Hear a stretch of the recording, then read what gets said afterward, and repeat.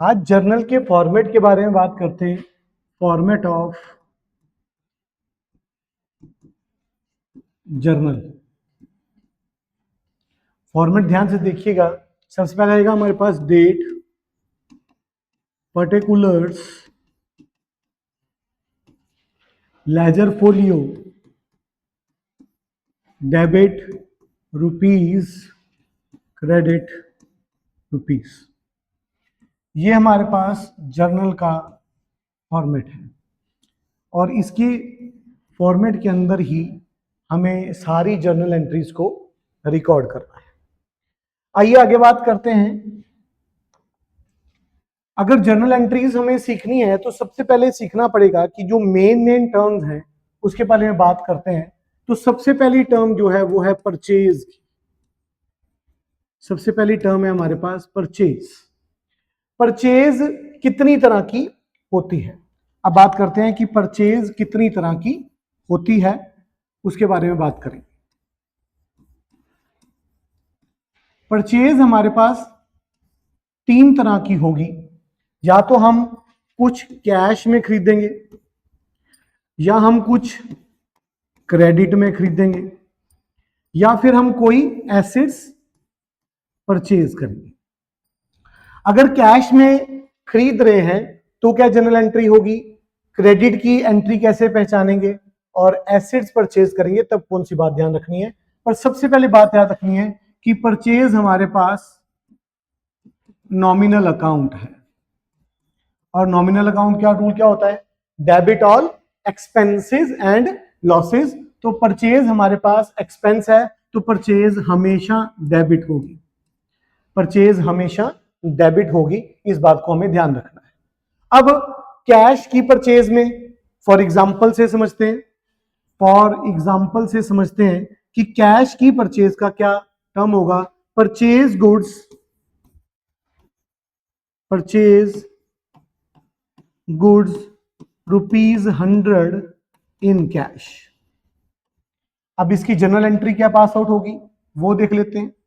General entry pass out होगी purchase account debit, purchase account debit to cash account, ₹100, ₹100। ध्यान रखिएगा, ये थी हमारे पास कैश की परचेज। कैश की परचेज। अब बात करते हैं कि अगर क्रेडिट की परचेज हमारे को पहचाननी हो कि उधार की परचेज को कैसे पहचानेंगे, हमारे पास क्या गिवन होगा? हमारे पास नेम गिवन होगा। क्या गिवन होगा जी? नेम गिवन होगा। वो नेम या तो किसी पर्सन का होगा, या तो किसी पर्सन का होगा, या फिर किसी फर्म का होगा। ध्यान रखना। अब इसकी जनरल एंट्री बनाकर देखते हैं। जनरल एंट्री कैसे बनेगी? For example, purchase goods from, purchase goods from Ram ₹100। 100 रुपए का सामान राम से परचेज किया। अब हमारे पास ट्रांजैक्शन के अंदर राम वर्ड गिवन है, ये किसी पर्सन का नाम है। तो दैट मीन्स अब कैश गिवन नहीं है ट्रांजैक्शन के अंदर, ध्यान से देखिएगा, और नाम गिवन है किसी पर्सन का, तो ये उधार की एंट्री है। कौन सी एंट्री है? उधार की एंट्री है। तो अभी से कैसे करोगे? अभी जनरल एंट्री कैसे पास आउट होगी? एंट्री पास आउट होगी purchase account debit to Ram. नाम के आगे कभी भी अकाउंट नहीं लिखना है, पर चलो याद नहीं रहता तो अकाउंट लिख देंगे। तो अकाउंट लिखना है तो राम्स अकाउंट आएगा। याद रखना, याद रखने वाली बात है ये वाली कि नाम के आगे कभी अकाउंट नहीं आता। अगर अकाउंट लिखना है तो पोस्ट ऑफिस आपको लगाना पड़ेगा ₹100, ₹100।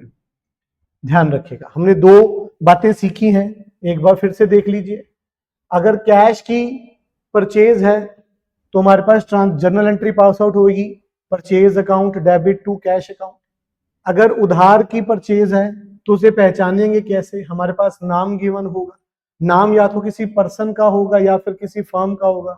जैसे purchase goods from Ram, Ram नाम आ गया, नाम है किसी पर्सन का नाम है, तो हम क्या एंट्री पास आउट करेंगे, एंट्री पास आउट करेंगे purchase account debit to Ram's account, ठीक है ना। नाम के आगे कभी अकाउंट नहीं आता है, अगर पोस्ट ऑफ यस लगाया जाए तो नाम के आगे अकाउंट लगाया जा सकता है। चलिए नेक्स्ट बात करते हैं कि जब हम एसेट्स परचेज करते हैं, आइए जी, ये रहा जी एसेट्स का टॉपिक। जब हम एसेट्स परचेज करते हैं तो एसेट्स भी या तो आप कैश में परचेज करोगे या फिर क्रेडिट में परचेज करोगे, ध्यान रखना। अब यहां पर एक बात ध्यान में रखने वाली है कि जब भी हम कोई भी एसेट्स परचेज या सेल करते हैं तो एंट्री एसेट्स के नाम से करेंगे, एंट्री एसेट्स के नाम से करेंगे। एग्जांपल से समझाता हूं, परचेज मशीनरी, परचेज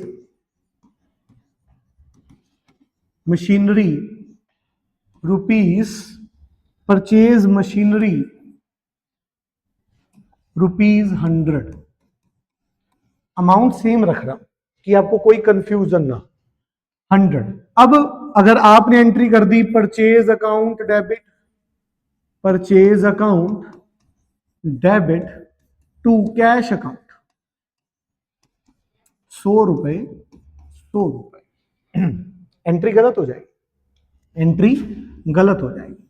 गलत क्यों है सर, ये एंट्री तो बिल्कुल ठीक है, नहीं ये गलत है बेटे।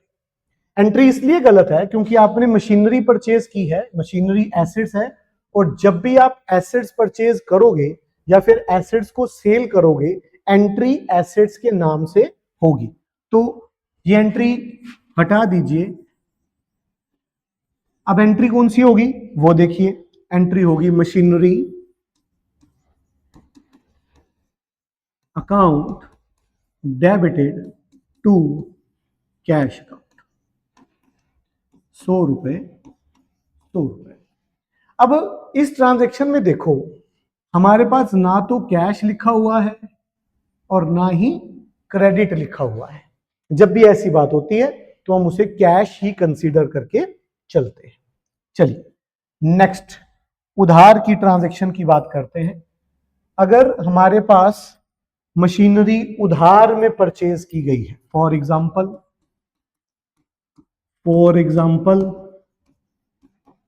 Purchase machinery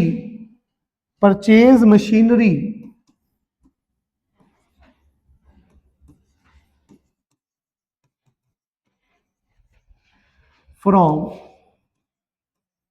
are K machinery ₹100, ₹100 की मशीनरी परचेज करी। अब यहां पर फर्म का नाम गिवन है, फर्म का नाम गिवन है, तो एंट्री हम पहचान सकते हैं कि ये उधार की एंट्री है। तो एंट्री जब उधार की है तो हमारे को क्या करना है, हमारे को मशीनरी के नाम से एंट्री करनी है। मशीन परचेज की है जो कि हमारी एसेट्स है, तो जनरल एंट्री पास हो जाएगी machinery account debit to R K machinery. अब नाम के आगे कभी अकाउंट नहीं आएगा, अगर लगाना चाहते हो तो पोस्ट ऑफ यस लगा लिए, अकाउंट 100। ठीक है जी, ये था टॉपिक आपके पास। हमारे पास टॉपिक है परचेज का।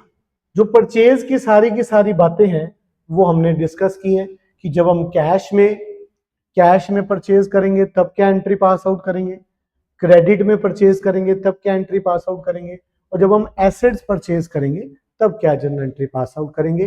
उम्मीद है ये टॉपिक आपको समझ आ गया होगा। इस तरह के और कंसेप्ट सीखने के लिए SDCC फॉर कॉमर्स को सब्सक्राइब कीजिए। धन्यवाद।